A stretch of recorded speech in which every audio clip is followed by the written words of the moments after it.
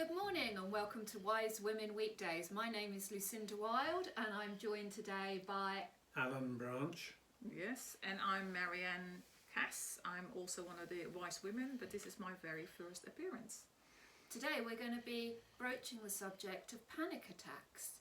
So I'm going to ask Alan some questions about his book, Panic Attack. Yes. And how to stop them. How to stop them. So Yes. how do you stop a panic attack? It's a bit long-winded, bearing in mind that I first started suffering with them 40 to 50 years ago. Okay. And the book tells you really how it was and what it meant to me, and I didn't self-achieve or anything else like that, but it's really how I suddenly decided to think about it and stop them. And we brought up children. I had a good marriage. I had a sort of a reasonable job, but never really achieved because of the impact of. It's the apprehension of the panic attack which is worse than sometimes the actual panic attack itself. I found you could always get out of a panic attack by sticking something sharp in your palm or pain and everything else, because they usually only last 5 minutes. The body can't cope with it. And over the years, I tried to find a cure. And the trouble is, I think medical things are much better now. They know more about panic attacks because there's something like about 1 billion people worldwide suffer. It's very common. Yeah, anxiety and panic disorders are one of the leading mental health with disorders. COVID and wars and everything else, it's hardly surprising. But I survived. It wasn't nice, so I always made sure that I was in control of where I was going. Yeah. This is a sound amusing. I couldn't go in Boots the chemist. I had an attack in there, and forevermore I couldn't go in there. It was as silly as that. But I coped and everything else. And was it one branch of Boots or all Boots? any large shop really. When you've said that people all round you, you feel everybody's bearing down on you, and that's pretty common. Yeah. How it affects you. Oh yeah, my worlds got very small in the years when I had panic attacks. Yeah. I probably had my first one was about 15, and they lasted till I was about 23. And by the end, my world got so small that, if you had a panic attack in an elevator, you wouldn't go in an elevator anymore. And if you had one in the post office, I didn't want to go to the post office anymore. It's trying to eliminate that they won't happen again, but they will, because they have nothing to do with the actual place where you're going. Because you don't really know how they come up. Something happens, but to me it was a mystery. And I read a book by a woman called Claire Weeks in the 60s, and she was brilliant. She's dead now, but.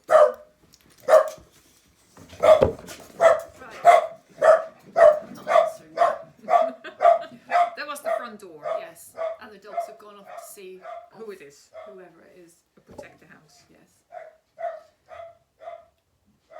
And I've completely lost my thread now, but never mind.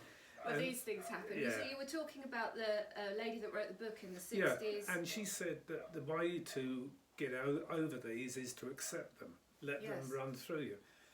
And how on earth you do that, I don't know. It was way beyond my understanding. I just coped. Well, she explained that it has to do with adrenaline. Yeah. And the adrenaline rush lasts for a certain number of time. Yeah. And then, it just calms itself down. That made sense to me. About 20 years into it, I'd had enough, and I just drove into Ellingly Hospital one day because I'd had enough of it. It was affecting me in so many ways. And up to Daisy, Come on. And I sat with the male nurse there, and he couldn't understand it because I didn't look like I was having panic attacks. I was the sort of person to suffer from it. And he gave me a couple of sheets of paper, but on how to cope with it, and it was more or less a copy of what Claire Weeks had said. But one of the things he said was stop smoking and stop drinking cigarettes. coffee. Yeah. and it alleviated them to a certain extent. But one of the major things I found that helped was we started dancing. Yes. And whereas before I wouldn't go into any situation like that where it meant people, it was wonderful. Yeah. And that helped. And in the end, 2019, I wrote a book on it. And what it virtually meant was I decided not to look at it as a mental aberration, but a physical one, because it's a fight or flight thing. And it's rather like you're sitting here and a tiger came in. It's the same feeling of fear, you know, God knows what. But the panic attacks are the fight and flight for no apparent reason whatsoever. That was the frightening thing. Why would it happen? And I decided to look at the physical side of it instead, which you could get hold of. Yeah. And it was the adrenal gland being, which is what Claire Weeks said, which was being G'd up by whatever kicks it off in your head. And that's what I had to cope with. And I suddenly decided it was so much easier to accept if it was a physical thing and not a mental thing, because when you have a panic attack you think, my God, what's happening? You know, it's in your head, you know, you're terrified. But if you can take it on board that it's a physical thing, like a stomach ache or a knee ache or whatever, or a headache, you think, oh God, it's horrible, but you cope with it. And that's what I did. But I found the really bad part of these panic attacks came and went very quickly. But it was the apprehension of it happening. Like if you had to go to London, for instance, for a meeting, you'd dread it because you'd be out of your comfort zone. Yes. So the apprehension was the thing to sort out. So what I decided to do, the book would explain it, is the attack I gave a name to. And I called it George, which is why it's on my book. It's George. It's as a whole. And it would hit you. And I decided to accept them, not be frightened of them. And that's the answer, is you lose your fear. Yeah. You totally lose your fear of the panic attack. And I thought, right, this is good. And I thought, I'll give it a try. We tried out. And I sat down and I tried to bring an attack on. And it never happened again. And that was in 2019. 4 years later, no attacks at all. And believe me, your confidence, everything else, you lose your self-esteem too, especially with a man. You know, you become a lesser man because you're being affected by this, and you think nobody else is suffering. But I mean, if you go into a room, 1 in 20's Adam. You know, it's that often. And I decided to give myself a reminder. It's G for George. I thought, it can't be that easy. So you've got I made myself, well, my granddaughter made myself just a little plaque with G on, and that is the panic attack. That is, if it started again, that's what it was, and it is only your gland kicking off, and it'll stop. Take it with you, accept it, make yourself stronger, and for 4 years so far, touch wood. And it's not a prop because I figured I've got it most of the time now. Yeah. But that's what the crux of it was, I stopped looking at it as I think I imagined I had at least 25 tumours over those 40 years, in the brain tumours and all sorts, because why does it happen? It's so horrible, it's hard to explain. Well, you understand. Yeah. So often you can't rub it. I could go to the doctors and have drugs, but the one thing that was always in the back of my mind, the elephant in the room was flying. And I'm ex-Air Force, I worked at Gatwick, but it was flying. And it wasn't until I met this lady, really, that the world's her oyster, and suddenly decided to go to Tenerife. Yeah. And I said, yeah, wonderful, good idea. And I suddenly thought 4 hours flight in this tube was going to kill me, and I had to do something about it. That's when I really got into it and found out. It explains it better in the book. Okay. I've got to say, this is my first time I've talked about it to somebody I don't know, and certainly to that. and so it may come out as a bit of a gabble, but No, it doesn't it come out sounds all right. gabbled. It Oh, sounds good, very, good. very coherent and do you- articulate. do you take that on though? Do you understand what I've said about Yes. the physical side? Yeah, Something you can Because get hold it of. feels like a rush That's it. of something. Yeah. And yeah, you're Yeah. right about the apprehension of that Oh, happening. that's the worst part. That's the bit that Yeah. gets me. Yeah. Because when I'm in apprehension about having one, Yeah. I've been in the position where I've not been able to speak, and my words go inside out and Yeah. back to front, That's all right. and I shake, Yeah. and people think, What's the matter with her? what's the matter with her? Or going, She's an idiot. yeah, or something like, you've got to go down to Lewis and do something. Oh, you know, what if it happens down in Lewis? What if I have one of these attacks? I mean, some of the advice is you stand there and hum, or you wipe ice something down your arms and this and it's so wild. Some of the cures, you can't do it when you're in Lewis High Yeah. Street, can you? No, you can't. You'd be arrested. Yeah. So, but it's Well, that, these days you'll be arrested for all sorts for of all things. sorts Yes. of things. Yeah. Yeah, But- or put on a terror list. That's right. Yes. That's right. Yeah. Yeah. So Yeah. it's the actual physical side you get hold of, and you can cope. And it honestly hasn't happened. I've had no drugs, and I flew with Marianne and Les and my wife to Tenerife at 4 hours. I was Yeah. in there, not a sniff. I thoroughly enjoyed it. I thought this can't work. I'll get it on the way back. It didn't. 3 years running, Marianne made us go to Tenerife, bless her, and I never had a sniff. But and gradually your self-esteem comes back, Yeah. and you realise that you're not alone. My God, you're not alone with this sort of thing. I don't know what it is, whether it's the pace of living or the food or whatever. I think But it was it's also so- helpul that I had them when I was Oh, young, so it we was- used to talk about yeah, these things. it was Yes. brilliant. Yeah, Because I worked for a travel agent, Yeah. and I was offered all these lovely trips as educational trips, and I just couldn't do Couldn't them. go, yeah. I just couldn't do them until we sold our house. I was 23. We sold our house, bought another house. I got a new GP who, for the first time, said, "Oh no, it's not in your head." And he sent me to like a body worker therapist who worked with my breath and with grounding, and that's stopped them for me. So it has a lot to do with the physical, physical. absolutely, yeah. And it'll never happen again. Once you realise it's Yeah. that gland being G'd up, there's a line coming in, sort of thing. I know. It goes, and it never came back. I was always expecting it. First, the reason I wrote this last book, and that's going to be the only book I write, is a mutual friend of ours. She was very high up in the NHS and everything else. She, by her own admission, she's very volatile, and we were talking Yeah. about it, weren't we? Mm. And I got talking about the fact that, look at me, I mean, would you think I suffered from panic attacks? No. And I started talking, my God, she was on it. She bought the book straight away while we were talking, and she said, "You've got to make a book of this."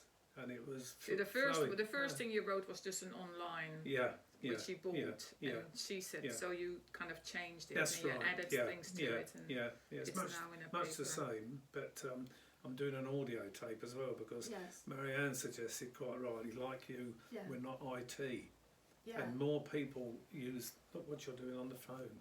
Yeah. and- I would have gone and- to audiobooks It's and not just done yet. pulled Hang it on. up. Yeah. Watch. Sorry. Go on. Yeah. And I thought it was a brilliant idea, which is just about to Yeah. be finished. Brilliant. I think Yeah. also what you wanted to achieve is that the books you've tried to read were so thick, and there was so Oh, much in there, you yeah. couldn't find out really what they tried No. to say. Yeah. And this That's is a why very you good just wanted point. something really simple. Yeah. You can read it in a few hours, Yeah. and pinpointed what supported you. Can you imagine though? Look back to when you're having one of these attacks. You want an instant answer. Yes. You want something to tell you that you're not mad. that's it, and And it's going to it's be fine. okay. you don't want to read chapter 3, 5, 10, 25 and Yeah. stand there. By that time, the panic attack's gone anyway. Yeah. And that was another. I was going to make another point, but I've forgotten it. I'll come back. So in a what do minute. you think is apart from what do you think triggers the physical adrenaline hit Don't know. initially? Don't know. Do you think it could be childhood trauma? Well, that's what I was going to say. One of the things that made a big difference, a really big difference to me, I sat down quietly. I never told anybody else about it, my wife especially, and I wrote it all down, what had happened to me from when it first happened. It's still vivid, isn't it? Yes. Yeah, I wrote the whole lot down, and as I wrote it, I wrote my life down, warts and all, and I didn't miss anything out.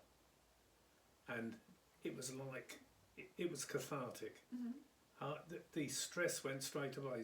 I burned it, but I'd written it out. It was like getting it all out. You, in your past, you can go back to your childhood or something. I couldn't put a reason why it starts. As I said, it could be diet, it could be what's going on in the world nowadays. Write it down, get rid of it, and it was about half of the cure, if you can call it a cure. Just writing it down, don't tell anybody, and really don't miss anything out. The whole lot, warts and all, and then burn it. You've got rid of it. There's no guilt left or anything else, and then you can work on building up your self-esteem. But dancing was an incredible addition. So tell me about the dancing, how you think that helped. Well, again, you're thrust into a room with 100 other people you've never met before, and you've got to get up. You can't dance and everything else, and you just get on with it. In my part, I met 100 wonderful, warm women that always wanted to dance, because there was always far more women than men at this thing. And I don't know what it is. I'm not that educated enough to say why, but it grew and grew. I met Marianne at the dance, and you get talking to people, and they've all got stories to tell, hang-ups, and it's wonderful. And it's the warmth of people as well. Always before, if the music started, like at a wedding, I went for the bar. Going on the dance floor. Did you used to drink to manage anxiety and panic? Yeah, not a lot, thank God. I never went down that route, and I never went down the drug thing. Yeah. I could have done. But I used to fly to Spain, but I used to have a very friendly doctor that used to give me a tablet to get there and a tablet to come back. And I always felt demeaned by the fact that I had to have a crutch to get on a plane. I used to work on aircraft as well. Yeah. And that's what destroys your confidence. You lose your confidence. That's why you write about it. Yeah. You'll see it in what you write. It's interesting that you wrote your life story, because in drug treatment services, when they're getting people off drugs, the residential ones, the clients are encouraged to write their life story and read it out to their peers. Yeah. I must have read that somewhere, because I'm not intelligent enough to have figured it out myself, but I had the feeling that I ought to do it. And honestly, I sat down in it and went on. I just didn't stop writing. Wasn't at a loss of the words. It was like it's all built and pent up. A lot of it, certainly with a man, even though you're paying a mortgage, you're bringing up kids, you've got a wife and life and everything else, somehow you feel less. In my case, I felt less of a man, because I knew I had that terrible weakness there. I mean, for instance, if I had to go to London from Polegate, you have to go through a tunnel at Balcombe. I used to get off at Balcombe and catch a bus through the 3 bridges and get on the train again and go on to London. That's how pathetic it all was. You get by and forget about it, but it's there in your subconscious, which is what you write down, and you get rid of it. Never be ashamed of it, you know. Yeah, You're very lucky if you've had them and survived, because as I say in my book, you're much stronger for it. Yes. If you can use that, which is what I'm still older. If you can use it, you're so much stronger. Nothing phases you. If you want to go down to Lewis, go down to Lewis, or you want to meet people, you do it. You know, we're all really the same. People are all the same. Doesn't matter how they appear to you. We've all got weaknesses, haven't we? You know, and I also think when you have panic attacks, because it's the moment you have them, you just really think you're going to die, and there's a really big, subconscious fear of death is behind it all. You know, because the amount of time that I was in town, I thought, I'm never going to get home. I'm never going to get home. That's right. Yeah. Or in traffic. In the book, it's all sorts. I was very fortunate to meet Marianne, because I at that time I didn't know that she'd gone through those sort of things, but it was like fate, really. I mean, we argue a lot. but I love her to bits. You know, she's our best friend, really. Yeah, we argued a lot in COVID, didn't we? Yes. Because we were very much not on the same line. We're not really are at the moment. We do. I'm beginning to agree with her, to see things what she's saying. But I remember this tall, very quiet and sort of stern figure in the dark, and it was Marianne, and I thought, oh, she looks nice, and we had a couple of dances, and it went from there. Now look at her now. I mean, my God, so lively. But Marianne understands. So what were your differences over the COVID thing then? Well, you can, but Marianne sees the world differently to me. Maybe it's the age difference. I don't always see her theories, but she's beginning to be proved right.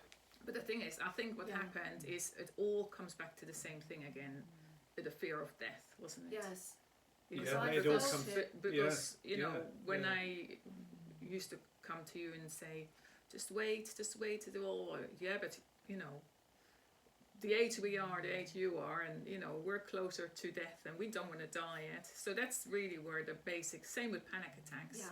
It all comes down to the fear of dying here and now, and you don't want to die yet. You know, and also the fear of making a fool of yourself with a man to appear weak. Yeah. Women seem to be able to get over that. You know, you can have a good old cry and everything else. Yeah, because we're allowed more men are, in society. I heard this at a substance misuse intervention conference. God, I could have said that in a few less.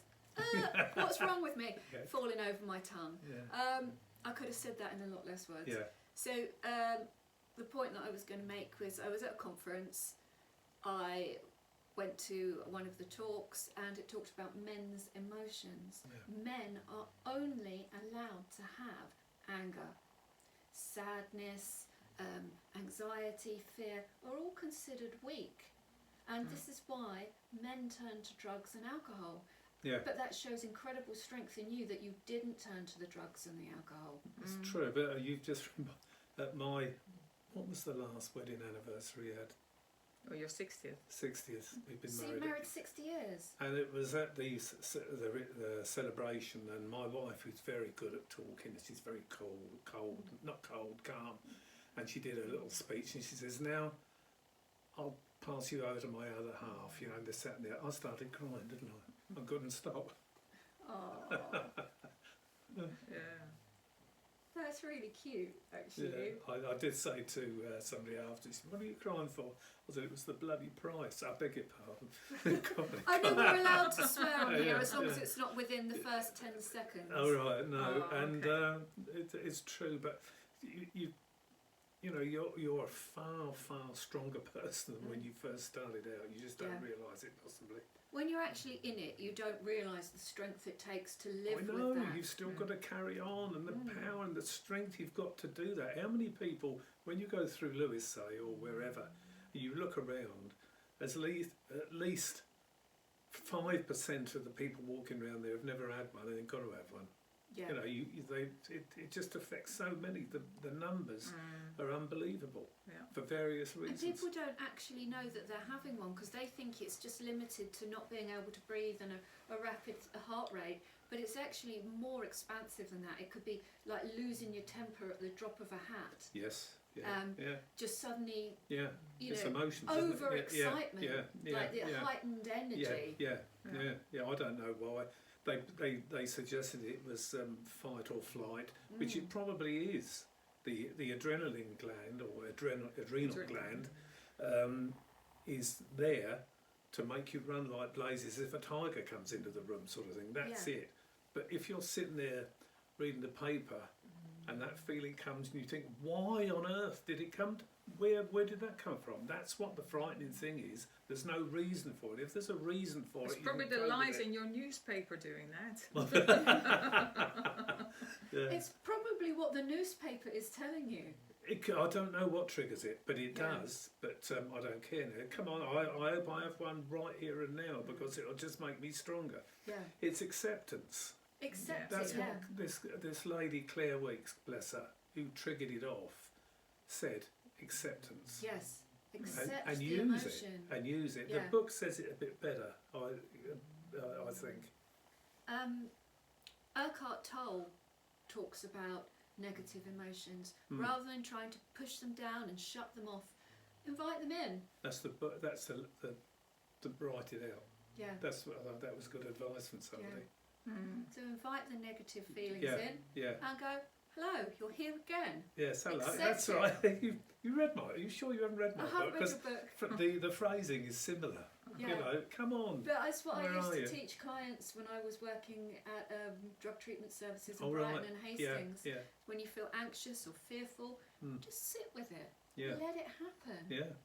I think it applies to most things, doesn't it? To panic attacks or whatever, or addictions. It's all the same. Yeah. Very difficult. I don't know how to cope with One of my children had ended up having panic attacks at when he was at university, and he contacted me and said, what do I do? Shall I go and see a doctor? I said, no, don't go and see the doctor. I said, there are different things you can do yourself. I said, but mostly, I said, don't avoid the places where you have them. I said, because you're going to make your life very, very small. Yes. And he just started researching himself, and he started with cold showers. He took himself off all sugars and went on a what's it called, a diet, not carnivore but ketogenic. He would put himself on a ketogenic diet, and literally I think it was maximum 6 months, and it all disappeared and it's never come back. Brilliant. Because we are what we put in our What bodies. we eat. We are what we We eat. are what we eat. Yeah. If we eat sugar, carbs, caffeine, consume alcohol, then that's what we become. It could be a combination of those that kicks off so many panic attacks. And it's split up more or less 50-50 in the world, they reckon. Slightly more women have them than men. But if you have 1.5 billion, 750 million people are men and the other half are women. So it's no respect of sex, age. I mean, I'm 85 and I was 81 before I figured it. Yeah. Kick myself. I was talking to my wife this morning. I don't regret anything in my life. I've had a wonderful life, but I would have been a policeman. But I couldn't stand the thought of being on point duty. I know it sounds ridiculous. Yeah. If I'd been ex-boxer and I'd ex-Air Force. You're an ex-boxer. Only briefly. Yeah. Only to get out of work in the Air Force. Yeah. But I couldn't. If I was a policeman, I'd be asked to stand in the middle of the street going like, I couldn't do that. And you see, that affected me. And I had a horrible job. I was in the fruit machine business all my life, going out all hours of the day and night. And it was horrible. And I could have done so much better, but it always stopped me from going on, because I also always had to have that control of where I was and where I was going. And that job did. I was left to my own devices. But if I'd have had to have conformed to disciplines and work, I couldn't have done it. Because of the panic attacks. Yeah, I played in a similar experience. Yeah, I think it's very common.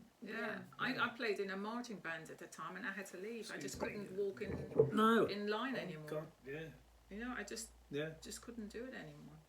Yeah, because for me, I think it's childhood trauma that triggered it, and I went and I picked up drugs and alcohol, and when I came into recovery in 2009, my panic attacks got less, and as my system has cleared out, I was very rarely having them until the beginning of the pandemic, and then it came back with a vengeance. Did it? Yeah. Well, because of the stress that they... The stress, the messaging coming through the TV, constant, Boris's daily updates, that team of psychopaths, like taking control of our thoughts and taking away our freedoms. It set me into an absolute tailspin. Yeah. And I couldn't breathe, I couldn't speak, I couldn't eat, I couldn't focus on anything. And my best friend had a terminal illness at the time, and I needed to be strong for him. And I was like, right, I'm not going to let this break me. How do I deal with it? I shut down mainstream television. I don't read the paper anymore. I don't buy into mainstream thoughts. I don't go to the doctors for anything, because whatever they gave me triggered addictions. And once you're on those medications, it's almost impossible to get off them. And for you, that shows amazing strength. Well, thanks. Because you didn't go to the doctors. I don't know why. I shame, I think. I could have easily done it, and they'd have put me on drugs, which they do to a lot of people. But it was the shame of going and saying to a doctor, man or woman, I'm suffering from this sort of thing, and I couldn't do it. So in a way, I was. Yeah, I think that's one of you always spoke about because of your size. Yeah. That you always said people think you're mad. You know. Yeah. You know. Strong and I mean, I'm just a little man in a big body, and we all are. Yeah. But you'd be write it down. You'd be surprised how that'll. Write things down, get them out. Get it out, and then it's a releasing of a block. I couldn't recommend it more. Yeah. I look back. I was thinking about what I was going to talk about today because I've never done this before, and I was trying to go over the timetable. You were trying to get out of it last week, weren't you? And that because I didn't know. I had all sorts of things, and I said to Anne this morning, that's my wife, I said this is a good chance for me to talk about it. Because I haven't talked about it. Because this is going to help someone, even if it helps one person. How lovely that would be. Yeah. Maybe one person doesn't go on to antipsychotics or antidepressants. Yeah. One person doesn't take their next drink. Yeah. Because they know that it's happening to big, strong men. Yeah. I've tried. Like you, I'm not IT. God knows my Facebook is going all over the place. But I'd be quite happy for people who got the book to ring me up and have a natter. Yeah. Because I've lived through it, and I'm a sympathetic man, and perhaps I could do some good somewhere. That'd be nice. Well, people can leave comments below this video, and they could put perhaps we could talk to them on YouTube. Yeah. Or This is a start. Post a link to your Facebook page or something where people can contact you. Yeah, I'd be only too pleased. Because I know there's a lot of ex-servicemen out there that, because I worked with a lot of them when I was working in drug treatment services, because they come through with dual diagnosis of alcohol, drug addiction, PTSD, having panic attacks, but because they are big, strong men, they don't want to talk about this. No, you're not allowed to. No, not allowed to. You cry in the dark. Yeah. So, I mean, that's a few years ago I went on a date with someone who was ex-special services, and he was saying the ones that say they have PTSD are the ones that are weak. And I watched him over the course of the day that I spent with him, and I saw symptoms of PTSD, twitching out the window, saying that there was a man in the car park with a camera, and it was a guy with a phone, and he wasn't filming at the... That's horrible. Must be horrible. He had this wall around him, or inside him, and it's like he could not crack, he could not crumble, he could not let this out. He couldn't do it out there where he was. And especially not in front of a little woman, because he has to be the big man. Oh, And I saw it, and I thought, I'm not going to say anything to him, because, well, he's Scottish and quite aggressive as well, but kind of goes with the territory. Probably like the toughest man I've ever met. Special forces, Scottish. He's not going to hear that from me. No. Yeah, but then you just never know, do you? Because sometimes it's just that one thing that just touches somebody there, and that makes somebody feel it, rather than going into the... Because I always say the mind is our biggest trickster. This is why, like in the COVID time, the mind control, has been so powerful, isn't it? Because everybody on Cobra was, most of them, not everybody, were behavioural psychologists. Yeah. So they were manoeuvring, I believe, to keep people in a state of fear. Yeah. Do you think there was any truth in that statement? I'm beginning to I never did. That was the cause of a lot of arguments with my friend here, but I'm beginning to think she's got a point. In fact, the more I think about it, the more I agree. There's so many things out there that's happening that you think about it, always before you accepted it. You look at the papers. I'm beginning to read less paper. Yeah. I mean, I have the mail, so that don't say much, or it says a lot about me, but I read it less and less because it's so much fluff. And I think you get a good idea, you think about it. I mean, there's a general election coming up and all things. Do you think the things. general election will happen? Yeah, oh yeah, sooner than you think. He's up against it now, isn't he? If he loses in the House, I think Sunak could go. Well, he's an unelected Prime Minister. I know he so is, yeah. What is an unelected Prime Minister? Is that a dictator? Not far off, is it? No. Yeah, You it's cynic. I Yeah. think I might be. Yeah, I think you're right. So yeah, for me, No, but when even going back to like the COVID era, because you and Anne also were probably not going to go back dancing.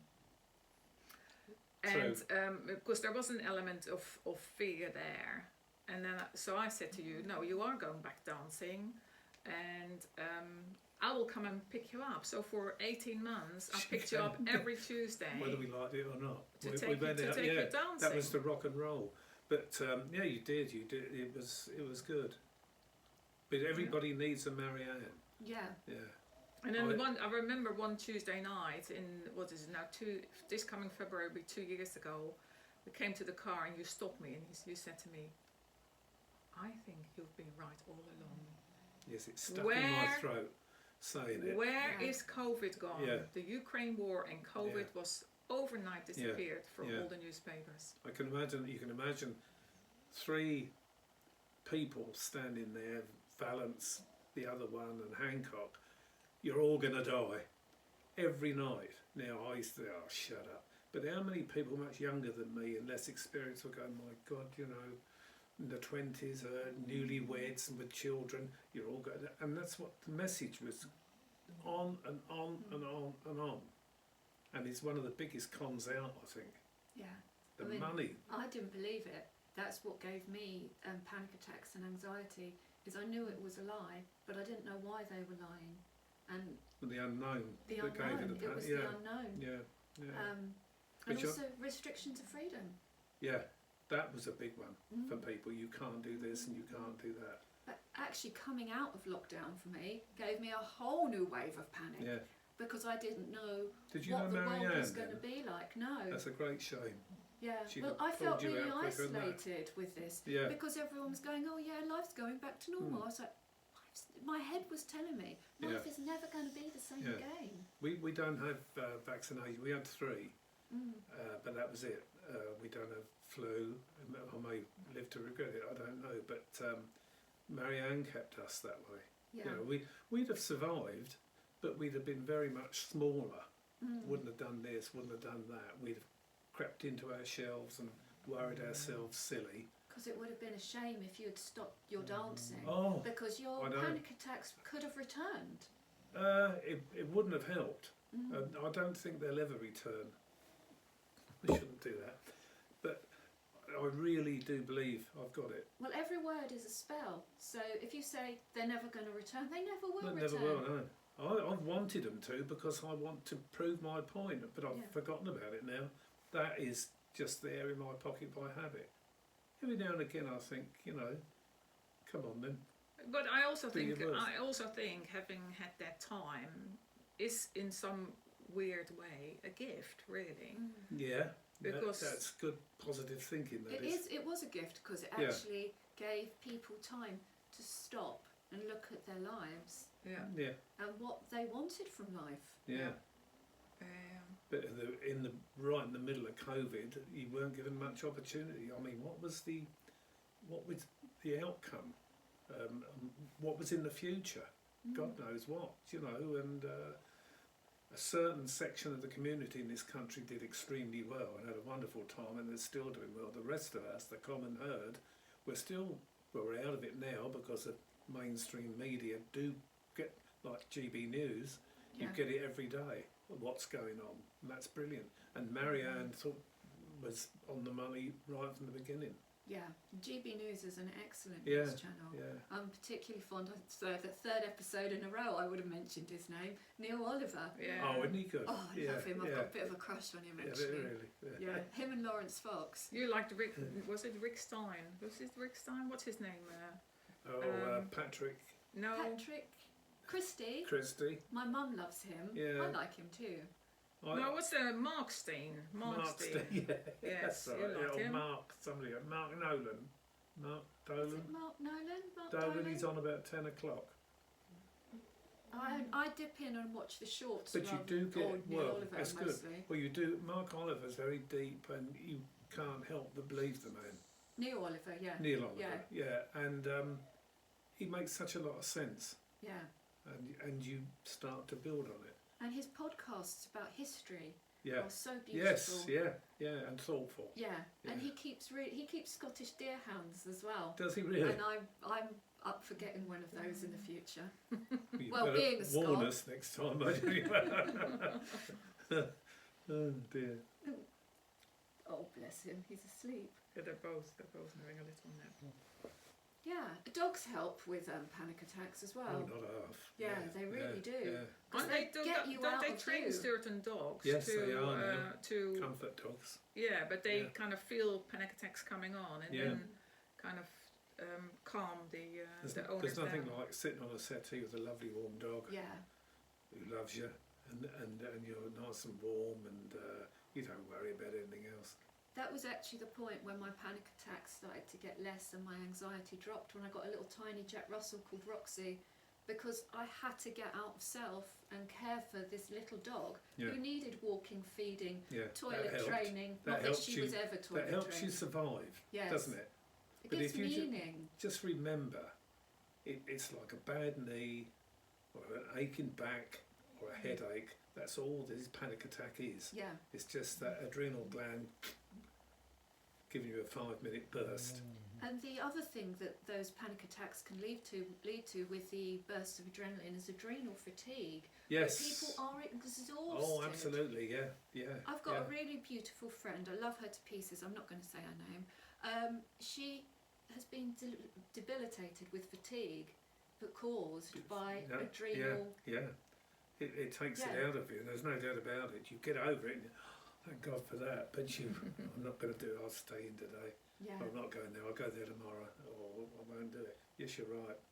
That is a true thing. Yeah. That adrenaline fatigue. Yeah. It's a swine. But you do need it. As I said, you need it sometimes. And if you do actually meet a lion coming around the corner, you do need a boost there to give you an extra 10 miles an hour to get out of the way. Oh, and I had an incident a few weeks ago, and I've said about this more than once on episodes. I had an incident in the park where a man attacked me, verbally and physically, and no one would help me. I asked a woman for help, she would not help me. No one would get involved. I asked a man that I kind of knew as well for help. He wouldn't help, too much of a coward. So the adrenaline kicked in, and I defended myself by attempting to kick my attacker in the nuts. I missed, because he was really tall, but he got the message. Yeah. Wonder why that is. Why people don't help. I don't know, cowards? Could partly. I don't know. People don't want to get involved, do they? No, they don't. No. It takes something. It's not. About 1 in 10 men would probably get help here. I reckon, for various reasons. Men aren't what they used to be. No, my son, he was mugged in a park in London, and it was only towards the end that somebody walked up to him and he said, "Oh, we did see these 3 guys around you, but we thought you were just talking." But by then they'd already got his phone, but they wanted his wallet as well, and he just refused to give his wallet. He said, already got my phone, mate," and this is when somebody walked up and they just ran off. But he said, "Oh, we just thought you were talking." But if you actually ask people for help, they go white and go, oh, God, I'm maybe not again, involved. again, the world has been, have been covered by this template of fear, and people are just too much. There's another thing. I don't know whether it's got any bearing. One of my son's best friends was in charge of the doors in the east end of London. He had all the doormen under him, and as hard as nails. and a smashing bloke, straight as a die. He said it, even for him, who's scarred and everything else, it takes so much, he says, to go out on the pavement and have a fight. Even for him, he says, I have to do it, and I've had lots of fights, but I'm physically sick afterwards. So, you know, it's not an easy thing to suddenly, for a man to go up and confront an idiot with a knife. That's the trouble, the fear of a knife, I think. We should all be armed. Just shoot the bugger. Oh, sorry. Alan. Get out with it. Go home, dear. You're all right now. Here's your shopping. He's got Tourette's, you know. Yeah, I have actually. When my best friend died, I think I had some sort of trauma-induced Tourette's because I couldn't even think without a swear word. And I'd be sat there, I'd be like trying to have a conversation, and the only words that would come out were absolutely filthy ones. And I think that was a form of panic. Oh, it's all part of it. Write it down. Yeah. I'm the same. I want people to laugh. I want to say something funny, make people laugh. And sometimes I come out with something and I look round and either this one's staring at me or my wife is going like this. She says, "Why did you say that?" And I think, yeah, why did I say it? Oh my God, but everybody's too polite. We all do it. Yeah, though. I know. But I'm under my best behaviour today. Because she's pinching me today. I'll pinch you down here. Yeah. Oh, it's not nice to know you've had panic attacks, but it is nice to talk to somebody who I don't know that's had panic attacks, and you see you're not alone. You know, we're all better people because of it. Yeah. You've been there, you've coped with it. Lovely house, you know, and you're looking after these two. You're so much more to you than meets the eye. Yeah. You know. Yeah. Yeah. Yeah, and panic attacks is not has no limit to like wealth or age or gender, no respect of anything. You know, it just could happen to anybody. Comes up for various reasons. I've lost my last million, sort of thing. That'll start a panic attack. Yeah. That affects a certain section of our society, but. Yeah. Well, who knows? Even some of those people right there at the top might suffer from panic attacks. I'm sure they do. Yeah. But they've got a place in society to protect, and it's pretty vulnerable, isn't People learn to mask as well. They mask their true emotions and feelings and put on a veneer, and that's what you did for many years. Oh yeah. Nobody knew, really. Oh no, yeah, nobody really nobody knows. knew. I couldn't. I had to put on that face, but I felt it. You feel a lessening of yourself. You know, you think, how on earth? Why did I do that? Why did I catch a bus from Balcombe to Three Bridges just to not go through that tunnel? When I was caught in Anne, I used to work at Gatwick Airport, and we used to every weekend meet at her house in Eastbourne, and we used to have to go catch the train at Three Bridges from Gatwick and go through that tunnel, and I used to face it sometimes, and I used to have 3 or 4 mates with me, and the only way I could get through it is once you got in it, I started talking, and I couldn't stop, and I'd get through the tunnel, which is quite a long tunnel, and it would come out into the daylight. Thank God for that, and I'd see my mates going, you know, bewildered of what had gone on. Yeah, I don't know what I was talking that as well. Yeah. Almost the identical behaviour, but in different situations. Is just go at it from a happy, chatty, super confident. Yeah. We can do anything kind of. That's it, yeah. And then then shut down. And then what happened? She's nuts. Yeah, what happened there? But you don't need to do it. Yeah. You really don't. The first thing you've got to do, if you don't mind me saying, is to write it down. Oh, I've written lots of things when you were very down. younger, you need to write it all, everything. I mean everything. Yeah. And then burn it. Through 12-step recovery, I had to write everything down in a step 4. Yeah, it's you take a thorough personal inventory of things, and I went back right to some of my first memories and wrote them down. What I was resentful for from a really young age, and it felt like a clearing.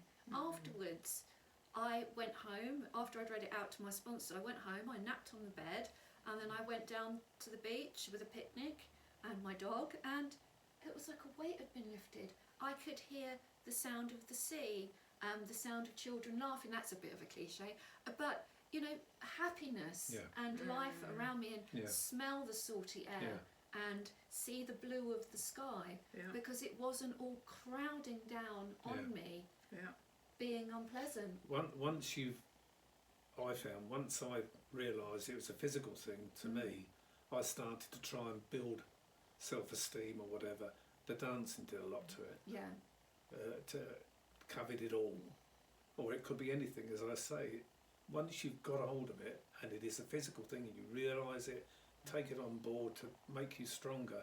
Pick something. I mean, I don't know why I put it in there, and I remember it now. I'd love to get rid of it. Change your hairstyle. I mean, I'm talking to men. I mean, God, that doesn't happen. But I said, there's something as small as change your hairstyle. Do something different that you haven't done. You know, really take that step out, because you've done it. You don't realise you've done it. You've beaten it.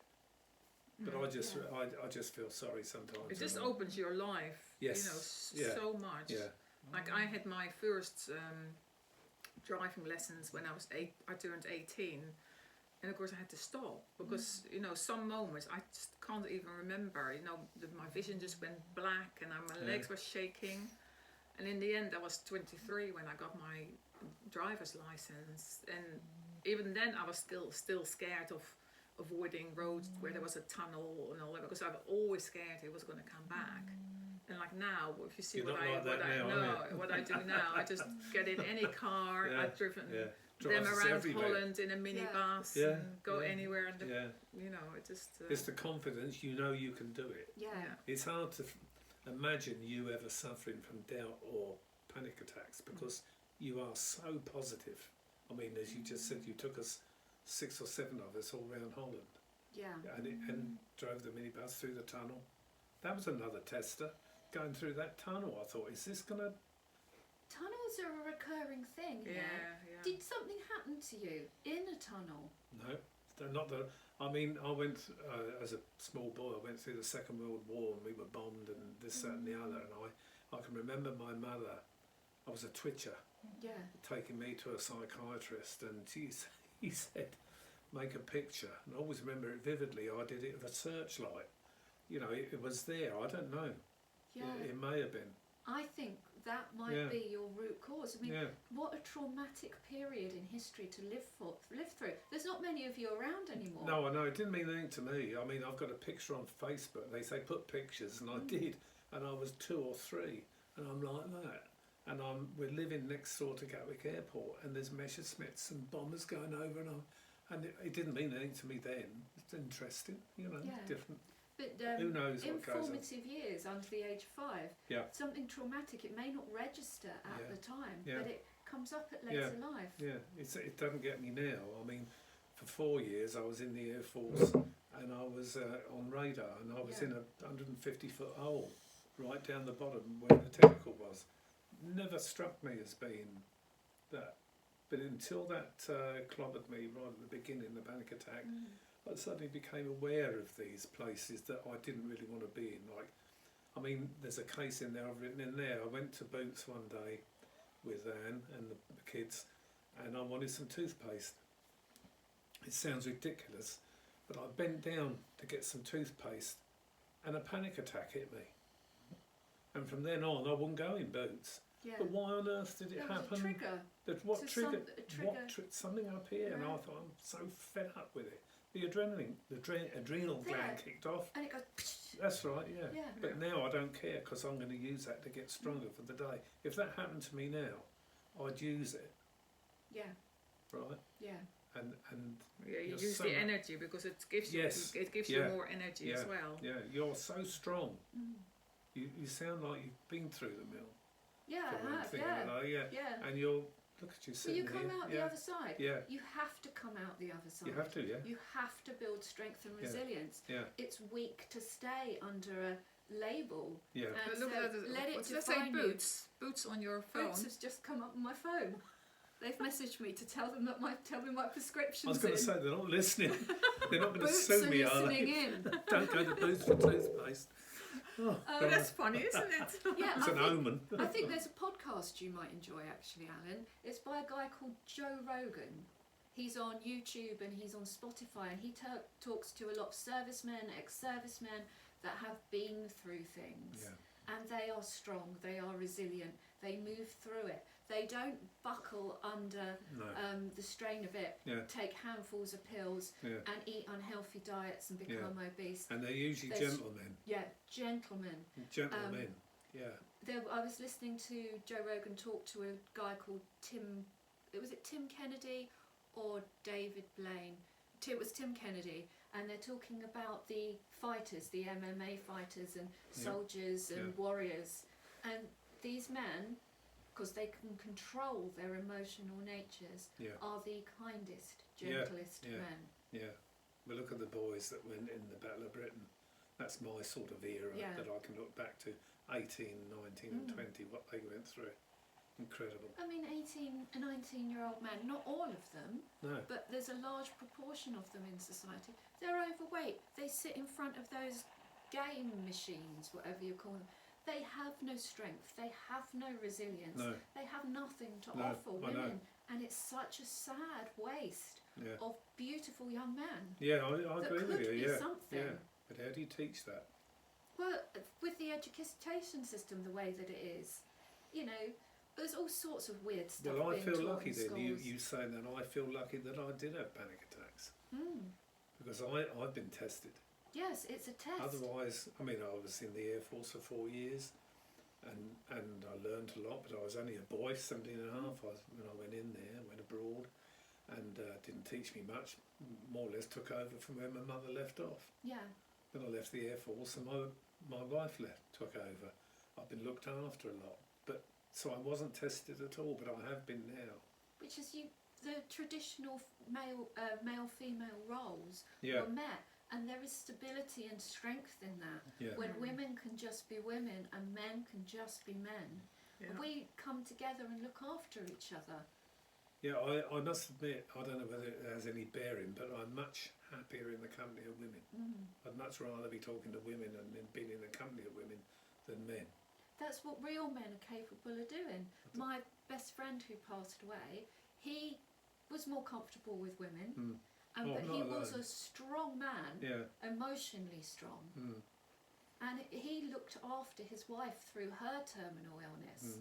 And he went to the hospice every single day. He did not crack. He went through it.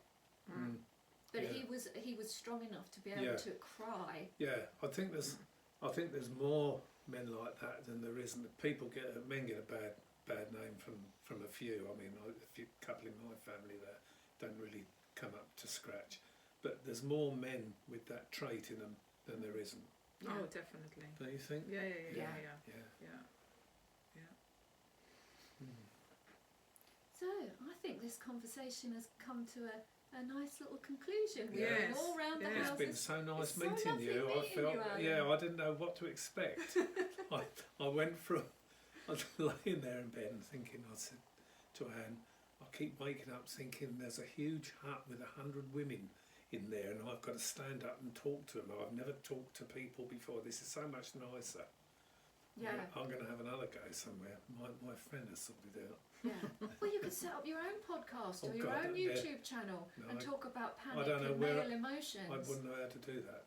Well, maybe we can help you. But this is a start. Yeah. Let me. Well, maybe there's like a request for you to come back at some point. Yes. Well, yeah. I'd only repeat myself. Well, there might be somebody that will watch this and say, actually, I would like to meet a few people and Well, sit Yeah. together it's with, nice. you know. Yeah. I think actually a group of strong men with the wise women Yeah. would be a really good Yeah. thing. Yeah. Yeah. Trouble is, if the women I know in my family, if I came with them, I'd just sit here and say nothing because I'm not allowed. Anne said as I went, do not be flippant and don't crack any jokes, she said. Oh, So- can you crack a joke now? No, No? I can't. No. I'll get it wrong and no, we won't go down that route. I usually repeat Bernard Manning and that's not very nice. That's a bit... Bernard Manning's quite rude, isn't he? oh, but he is funny. I can't remember him. I lay in bed and Anne and I sleep differently because our sleeping habits are weird. And I get my phone and I put Bernard Manning on and I'm sitting there laughing. She says, I can hear you. I know what you're doing. I don't know what people think walking by, but I'm just watching Bernard Manning. It's a good way to go to sleep, actually, and a good laugh. Yeah, definitely. Yeah, that's it. Find things that stimulate your dopamine and laugh. That's a wonderful medicine, that is. Yeah, laughter is a wonderful medicine. Yeah, and talk. Yeah. But I'm lucky, actually. I've got some very good friends. That's this one mainly. Oh, that's lovely. This annoying one. I say to people, but have you seen Marianne lately? We get saying, I say she's more or less our carer. She, it's like having a carer to come over, picks us up, well, we do brings us bread and vitamins, looking after your immune system in the right way. One of those things I never spoke about is I nearly rattle with the vitamins, but touch wood, I'm 85. I'm still as lively as I was. I'm physically fit. I can dance for 3 hours at a trot. So I'm not doing too bad. But a lot of it is due to the vitamins. It absolutely is. Natural supplements rather than medications from the doctors. Every time. Every time. Turmeric is amazing for inflammation. Doesn't it tell you, I'll go on about that, I could, about honey. Honey is amazing food. Well, I'm taking it and I'm making Anne take it. It's like trying to get a small child to take bad medicine, to get her to take the olive oil. Yeah. But I'm sure it does me good. Yeah, it does. And I have a feeling that because if you eat a normal processed diet nowadays, which is a killer for you, will kill you. All these things you don't get. But what do you put us on? We've got magnesium, vitamin D. K2. I've started taking hawthorn, but for the cholesterol. Hawthorn berries. I never thought of that one before. Bought some cayenne pepper. Yeah. Turmeric, ginger. It's all there. Yeah. And I'm sure. I mean, you can't sit back and think that's done me good. I just feel good. Yeah, it does make you feel good. And I look around at all my friends that are popping off and like that. They're gaga and they're on sticks. I mean, I could be in a week's time, but I mean, at the moment, I can still go dancing. But if you stay away from the doctor and the mainstream medicine... You can't get a doctor. Well, you can't get a doctor. No, it's a waste of time. No, but all of that, just touching on the last thing before we round up, but before COVID, because Alan is diabetic, and I used to say to him, I used to say him links from doctors that research with intermittent fasting, and he'll say, oh no, I'm too busy. And then COVID happened, I said to him, because he said, oh, I'm always away, and I said to Anne, now he's only with you. So she said to me, oh, tell me what to do with him. So you started intermittent fasting, time restricted eating, and your blood glucose literally in 3 weeks' time went from 12 to 5. Yeah. That's 3 amazing. weeks' It's time. Powerful, isn't it? And then, so that was in March 2020, and then in February 21, the doctor actually halved your medication. Yeah. So a lot has to do with. Yeah. But he was saving money, I think. But you're right. Your point is right. I did halve. But eating the keto diet. Ketogenic diet. My friend cleared diabetes. She had type 2 diabetes. She went keto, and she no longer shows as diabetic. I fall off the wagon. My wife is a cake eater. Yeah. And if she gets fed up, she makes a cake. Go on, a little bit won't hurt you. Go on, and a bit more and a bit more. And you tell her off, don't you? Stop giving him that sort of stuff. I think maybe she's trying to see me off, but quietly. No, she would never do that. Danielle and Kitty, yesterday for Wise Women, they made brown flaxseed and fig biscuits with a raw honeycomb. Perhaps your wife could make you some of those. Yes, well, we sent her the link. That looked really, really nice. There's a book I've got on gardening by Nancy somebody or other who won the Bake Off or whatever her name is, but she's a gardener, and she's got some wonderful recipes in there like leek crisps. Yeah, things like that are nice. Like that, all good stuff. Yeah. Cut the carbs out. Up your vegetable intake. I eat preferably organic because Alan grows vegetables. Wow. Yeah, I'll try. So you've got the best quality vegetables. You can get fresh out the ground straight onto the table. Yeah, one of the chaps that went to rock and roll, he's got a little farm up at Nutley, and I used to buy, well, I still do buy potatoes from him. He grows. I said to him, Charlie, I said, how's your potatoes? He said, oh, they're going quite well. I said, I've got a few problems. When should I start earthing them up and looking after them? He says, well, how many have you got? I said, 6. He's got 10 acres. You know. Oh, he says, he sold us a bag full, didn't he, at a tenner a time. Lovely Dutch potatoes. Yeah. Oh, beautiful. Sort of proper potatoes. Dug from the earth. My nan used to do that with me. We'd go out, we'd put the seed potatoes down. That's it. I had 6 of them. Lovely, the best tasting potatoes. I know. Yeah. Scrubbing the dirt off You can't. them. The trouble is, you can't grow enough of them to last you. Yeah. You Whereas have to rotate them, don't you? Charlie, you know, it's the same as organic potatoes, isn't it? I don't think it's quite organic because he grows too much for it all to be organic. Yeah. But it is still local, Yeah. and it's been, come out of the ground recently. It's not something that's been stored in some silo for and because they spray stuff in the silos to keep things. There's all those nasty chemicals that they put on vegetables that are sold in the you just take it supermarket. for granted. You don't know what's on them, do you? You don't know what's really? on them. No, And you then- don't wash them, do you, when you eat them? Contributes to But that's the build-up. cancer. Well, maybe it's the and thing that possibly starts panic panic attacks. attacks. Yeah, why not? Yeah. Well, now they're putting new stuff on, like fruits to make them last longer. That's right. And it's all Yeah. like Yeah. you can't even wash it off. And you can't taste them, even when you put them outside to warm up. They warm up and go off so quick. Thank God it's over, sort of thing. Yeah. Supermarket tomatoes. That doesn't taste like tomato. But It's it just doesn't like this smell like a watery tomato. I grow bulk. my own, and they're and outdoor ones too, and they smell entirely different. But again, my nan used to grow tomatoes, and I used to help her. And the smell in the greenhouse was amazing. It's intoxicating, and the tomatoes were so juicy and sweet, nicer than a strawberry. I know. Friends of ours used to go to France, Panton Ken, every year. They had a caravan out there, and she said the thing that always comes to my mind is they go into a greengrocer or the equivalent, and as you go through the door, she said you can smell the lettuce. I mean, when did you last smell lettuce in this country? I can smell that smell when the lettuce Yeah. is growing in the sunshine. Yeah, you get it. I get it. Yeah. It's all very well you saying it, I said, but it's not going to happen here. Well, this is what I keep saying to you, because sometimes you say, "Oh, we're getting old." I say, "No, this time in the world, we need people like you. People that still know the old ways. They still know, Because the old ways are going to come back. Yeah. Come the revolution.